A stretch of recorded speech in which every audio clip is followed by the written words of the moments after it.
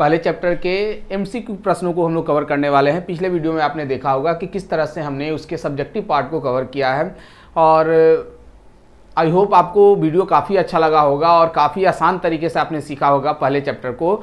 तो उसी के हम लोग उससे जुड़े हुए एमसीक्यू हम लोग यहाँ पे कवर करने वाले हैं। तो आते हैं सबसे पहला आज प्रश्न आज का क्या है एमसीक्यू रूप में। आपसे अनुरोध है कि वीडियो को अंत तक जरूर देख लीजिएगा। तो अर्थशास्त्र पुस्तक किसके द्वारा लिखा गया? चलिए, किसके द्वारा यह पुस्तक लिखा गया है? तो ये लिखा गया है कौटिल्य के द्वारा। याद रखिएगा, अगर पुस्तक लिखने की बात बोली जाएगी अर्थशास्त्र पुस्तक किसके द्वारा लिखा गया है तो ये कौटिल्य के द्वारा लिखा गया है। कौटिल्य को ही चाणक्य कहा गया है, कौटिल्य को ही विष्णुगुप्त भी कहा जाता है। इनको तीनों नामों से जानते हैं। तो ऑप्शन नंबर बी आपका यहाँ पे क्या हो जाएगा? सही हो जाएगा। नेक्स्ट है, किसने कहा कि अर्थशास्त्र धन का विज्ञान है? किसके द्वारा कहा गया है कि अर्थशास्त्र धन का विज्ञान है? तो यह क्या कहा गया है? एडम स्मिथ के द्वारा। एडम स्मिथ के द्वारा एक पुस्तक लिखा गया है 1776 में। क्या?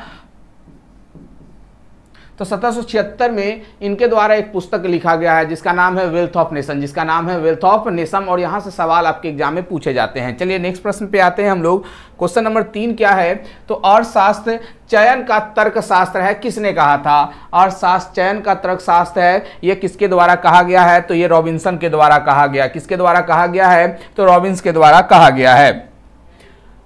पहली बार व्यष्टि अर्थशास्त्र का प्रयोग किसने किया था? पहली बार व्यष्टि अर्थशास्त्र का प्रयोग किसके द्वारा किया गया है? तो यह किया गया है रैगनर फ्रिश के द्वारा। पहली बार व्यष्टि अर्थशास्त्र का जो प्रयोग है वो रैगनर फ्रिश ने किया था और रैगनर फ्रिश ने अर्थशास्त्र को 2 भागों में बांटा था, ये भी याद रखिएगा। अर्थशास्त्र का जनक किसे कहा जाता है?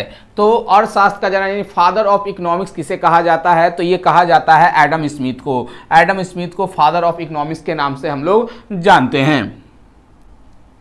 नेक्स्ट है कि अर्थशास्त्र के मानव कल्याण संबंधी परिभाषा का जनक किसे माना जाता है? मानव संबंधी, याद रखिएगा। और ये सवाल आपके लिए भी आए हैं, यहां से प्रश्न आपके एग्जाम में पूछे गए हैं। तो सही जवाब हो जाएगा मार्शल ने। मार्शल ने अर्थशास्त्र के मानव कल्याण संबंधी विचारधारा प्रस्तुत किया, इसीलिए इन्हें इसका जनक भी कहा जाता है, इसका जनक कहा जाता है। किसने कहा था कि अर्थशास्त्र कभी वास्तविक विज्ञान होता है और कभी आदर्श विज्ञान होता है? चलिए आप ही बता सकते हैं यह किसके द्वारा कहा गया है? तो यह फ्रैडमैन के द्वारा कहा गया है। किसके द्वारा कहा गया है? तो यह फ्रैडमैन के द्वारा कहा गया है। क्या कहा गया है कि अर्थशास्त्र कभी वास्तविक विज्ञान होता है तो कभी आदर्शक विज्ञान, यानी कभी पॉजिटिव साइंस होता है, कभी नॉर्मेटिव साइंस होता है। यह फ्रैडमैन के द्वारा कहा गया है। नेक्स्ट है, साधन कीमत निर्धारण किससे संबंधित है? साधन कीमत किससे संबंधित होगा? तो यह श्रम की कीमत से, पूंजी की कीमत से, भूमि की कीमत से। तो ऑप्शन नंबर डी सही हो जाएगा। इनमें से सभी, ऑप्शन नंबर 8 का डी सही हो जाएगा। इनमें से सभी हो जाएगा। इसके अलावा आपको याद रखना होगा उद्यमी का लाभ, पुरस्कार, लागत, ये सभी जो हो जाएंगे वो साधन कीमत निर्धारण किया जाता है।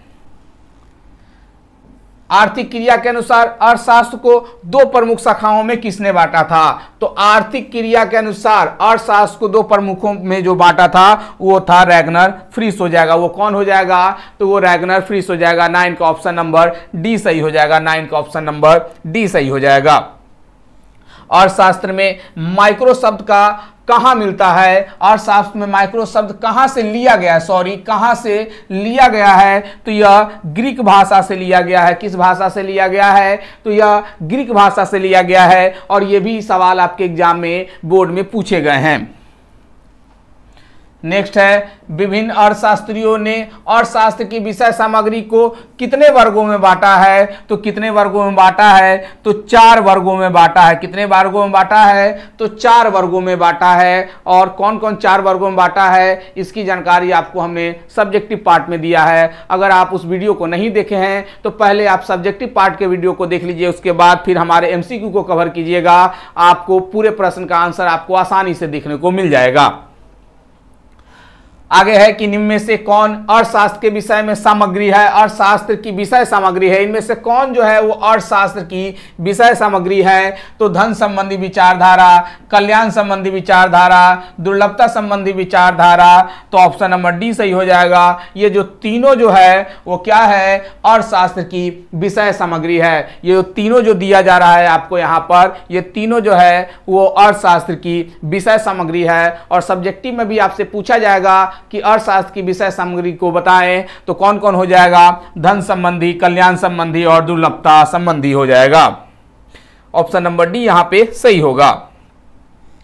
अर्थशास्त्र को वास्तविक विज्ञान की श्रेणी में किसने रखा है? तो अर्थशास्त्र को वास्तविक श्रेणी की विज्ञान में किसके द्वारा रखा गया है? किसने रखा है? तो जेबी से, सीनियर और प्रोफेसर रॉबिन्स, इन तीनों ने रखा है। तो ऑप्शन नंबर डी सही हो जाएगा। अर्थशास्त्र को वास्तविक विज्ञान की श्रेणी में जो रखा गया है, किसके द्वारा? यह रखा गया है जेबी से के द्वारा, सीनियर के द्वारा, रॉबिन्स के द्वारा। ऑल ऑफ दीज आंसर हो जाएंगे, ऑल ऑफ दीज आंसर हो जाएंगे। किसके अनुसार सीमित साधनों की वितरण एवं आर्थिक विकास को विकास केंद्रित विचारधारा में सम्मिलित किया गया है? चलिए ध्यान से समझिएगा, बोला क्या जा रहा है कि किसके अनुसार सीमित साधनों का वितरण एवं आर्थिक विकास को विकास केंद्रित विचारधारा में सम्मिलित किया गया है। तो यह किसके द्वारा सम्मिलित किया गया है? सैमुअल्सन के द्वारा सम्मिलित किया गया है। ऑप्शन नंबर ए सही हो जाएगा, ऑप्शन नंबर ए सही हो जाएगा। नेक्स्ट है हमारा, अर्थशास्त्र को आदर्शक विज्ञान की श्रेणी में किसने रखा है? तो यह किसके द्वारा रखा गया है? तो मार्शल के द्वारा, पीगू के द्वारा और किन्स के द्वारा, इन तीनों के द्वारा जो है वो रखा गया है। यानी अर्थशास्त्र को आदर्श विज्ञान की श्रेणी में इन तीनों ने रखा है, इन तीनों ने रखा है। तो ऑप्शन नंबर डी हमारा करेक्ट हो जाएगा। नेक्स्ट है, निम्नलिखित में से कौन उत्पादन के घटक है? तो भूमि, श्रम,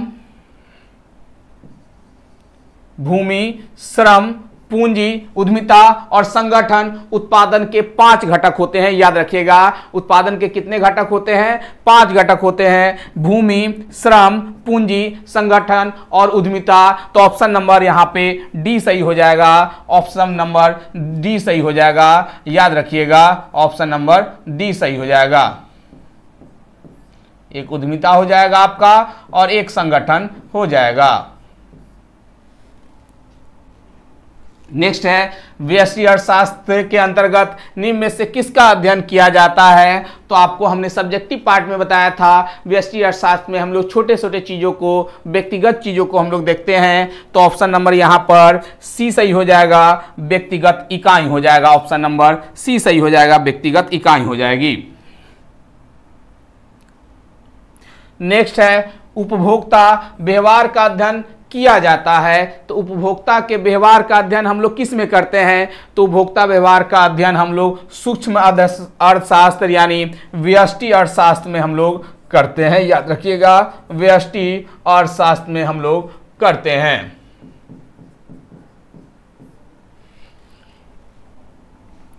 नेक्स्ट है, व्यष्टि अर्थशास्त्र की शाखाएं कौन कौन सी है? तो वस्तु कीमत निर्धारण, साधन कीमत निर्धारण और आर्थिक कल्याण, ये जो तीनों जो हो जाएगा वो व्यष्टि अर्थशास्त्र की शाखाएं हैं। तो ऑप्शन नंबर 19 का डी हमारा सही हो जाएगा। ऑप्शन नंबर 19 का क्या सही हो जाएगा? डी सही हो जाएगा। ऑप्शन नंबर डी सही हो जाएगा।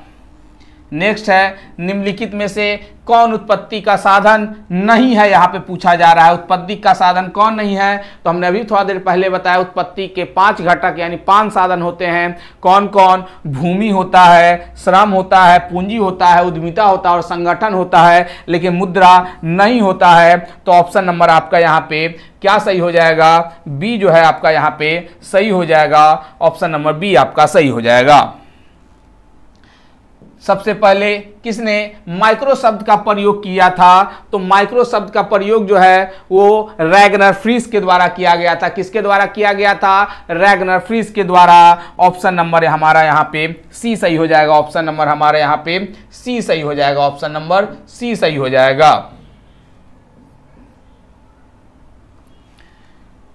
सीमित साधन एवं असीमित आवश्यकता की विचार किसने दिया था? यानी हमारे पास साधन जो है वो सीमित है और हमारी आवश्यकताएं जो हैं असीमित है। इसकी विचार जो है वो किसके द्वारा प्रस्तुत किया गया है? तो यह प्रस्तुत किया गया है रॉबिन्स के द्वारा। किसके द्वारा? रॉबिन्स के द्वारा यह प्रस्तुत किया गया है 1932 में। कब? अगर आपसे डेट पूछा जाएगा कब, 1932 में हो जाएगा।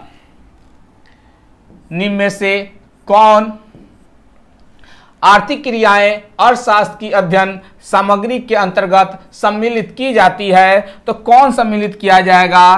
तो असीमित आवश्यकताओं से जुड़ी आर्थिक क्रियाएं और सीमित साधनों से जुड़ी आर्थिक क्रियाएं, ये दोनों हो जाएगा। तो ऑप्शन नंबर हमारा यहाँ पे सी सही हो जाएगा। ऑप्शन नंबर हमारे यहाँ पे सी सही हो जाएगा। ए और बी दोनों हो जाएंगे, ए और बी दोनों हो जाएंगे।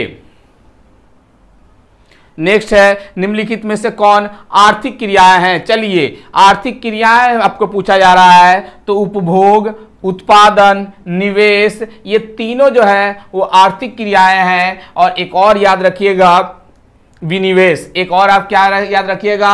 विनिवेश याद रखिएगा, इन एक्सचेंज। ये चारों जो हो जाएंगे वो आर्थिक क्रियाएं हैं। ऑप्शन नंबर हमारा यहाँ पे डी सही हो जाएगा, ऑल ऑफ दीज, इनमें से सभी। दुर्लभता संबंधी विचारधारा किसके द्वारा प्रस्तुत किया गया है? तो दुर्लभता संबंधी जो विचारधारा है वो प्रस्तुत किया गया है रॉबिन्स के द्वारा। किसके द्वारा? रॉबिन्स के द्वारा प्रस्तुत किया गया है दुर्लभता संबंधित विचारधारा। नेक्स्ट है, an inquiry into the nature and cause of wealth of nation, पुस्तक किसके द्वारा लिखा गया है? बीबीआई सवाल है और काफी आसान सा सवाल है। एडम स्मिथ के द्वारा लिखा गया है। पुस्तक की ईयर पूछा जाएगा तो 1776 में यह लिखा गया है। प्रिंसिपल ऑफ इकोनॉमिक्स, ये भी आपके लिए बीबीआई है और बिहार बोर्ड के प्रश्नों में ये प्रश्न सबसे ज्यादा पूछे गए हैं। प्रिंसिपल ऑफ इकोनॉमिक्स पुस्तक किसके द्वारा लिखा गया है? तो यह पुस्तक लिखा गया है मार्शल के द्वारा। यह पुस्तक किसके द्वारा लिखा गया है? मार्शल के द्वारा लिखा गया है। An essay on the nature and signification of economic science, यह पुस्तक किसके द्वारा लिखा गया है? तो यह पुस्तक लिखा गया है रॉबिन्स के द्वारा। यह पुस्तक किसके द्वारा लिखा गया है? रॉबिन्स के द्वारा लिखा गया है। 28 का ऑप्शन नंबर ए सही हो जाएगा। इन सभी प्रश्नों का अगर आपको एक्सप्लेनेशन चाहिए तो हमारा प्रीवियस वीडियो जरूर देख लीजिएगा, यानी चैप्टर 1 के सब्जेक्टिव में आप देख लीजिएगा। ये सारे प्रश्नों का आपको एक्सप्लेन अच्छा से वहां पे बताया गया, समझाया गया है और यहीं से सवाल आपके एग्जाम में पूछे जाते हैं। नेक्स्ट है कि अर्थशास्त्र को विकास का शास्त्र या विकास जनित शास्त्र परिभाषा किसने कहा है? यह बात जो है वो किसके द्वारा कहा गया है? तो यह सैमुअल्सन के द्वारा कहा गया है। किसके द्वारा कहा गया है? तो सैमुअल्सन के द्वारा यह बात कहा गया है कि अर्थशास्त्र को विकास का परिभाषा दिया गया है। Poverty and un British rule in India, यह पुस्तक किसके द्वारा लिखा गया है? तो यह पुस्तक किसके द्वारा लिखा गया है? तो दादा भाई नौरोजी के द्वारा। किसके द्वारा? दादा भाई नौरोजी के द्वारा। Poverty and un British rule in India पुस्तक दादा भाई नौरोजी के द्वारा लिखा है। धन निकासी, ड्रेन ऑफ वेल्थ संबंधी बात किसने कहा था? ड्रेन संबंधी जो बातें हैं वो कहा गया है दादा भाई नौरोजी के द्वारा। याद रखिएगा, धन निकासी की जो बात है वो किसके द्वारा कहा गया है? तो वो कहा गया है दादा भाई नौरोजी के द्वारा। जो पुस्तक का नाम अगर पूछा जाएगा तो poverty and un British rule in India. निम्नलिखित में से किसने एक कीमत निर्धारण प्रक्रिया में समय तत्व का प्रस्तुत किया है? समय तत्व को प्रस्तुत किसके द्वारा का किया गया है? तो सही जवाब क्या हो जाएगा? ऑप्शन नंबर सी, मार्शल के द्वारा। किसके द्वारा? मार्शल के द्वारा हो जाएगा। मार्शल के द्वारा हो जाएगा। Economics consequence of the peace, ये पुस्तक किसके द्वारा लिखा गया है? तो यह पुस्तक जो लिखा गया है वह लिखा गया है किन्स के द्वारा लिखा गया है। पुस्तक किसके द्वारा लिखा गया है? तो यह पुस्तक किन्स के द्वारा लिखा गया है। ऑप्शन नंबर ए आपका सही हो जाएगा। ऑप्शन नंबर ए सही हो जाएगा। अर्थशास्त्र का अध्ययन व्यष्टि अर्थशास्त्र एवं समष्टि अर्थशास्त्र में किस वर्ष से विभाजित हुआ है? ये बीबीआई है। ये सवाल आपके 2024 के बोर्ड में प्रश्न में पूछा गया है कि किस वर्ष किया गया है। तो 34 का ऑप्शन नंबर बी सही हो जाएगा। 1933 में किया गया है। 1933 में किया गया है। निम्न में से कौन व्यष्टि अर्थशास्त्र से संबंधित है? चलिए व्यष्टि अर्थशास्त्र से कौन संबंधित हो जाएगा, तो व्यष्टि अर्थशास्त्र से मूल्य निर्धारण, उत्पादन फलन और वितरण ये सभी हो जाएंगे। इनमें से सभी तो ऑप्शन नंबर डी सही हो जाएंगे। ये हमारे 35 एमसीक्यू थे जो पहले चैप्टर से था। इसके बाद आपको इसका पार्ट 2 भी मिलेगा, क्योंकि लगभग यहाँ पे 60 से 65 क्वेश्चन एमसीक्यू हमने पहले चैप्टर से खोज के बनाया है ताकि आपसे एक भी प्रश्न ना छूटे। तो नेक्स्ट वीडियो में इसके पार्ट 2 को हम लोग पढ़ेंगे एमसीक्यू में पहले चैप्टर क्या ही। नेक्स्ट वीडियो के लिए आप हमारे साथ जुड़े रहिएगा। धन्यवाद।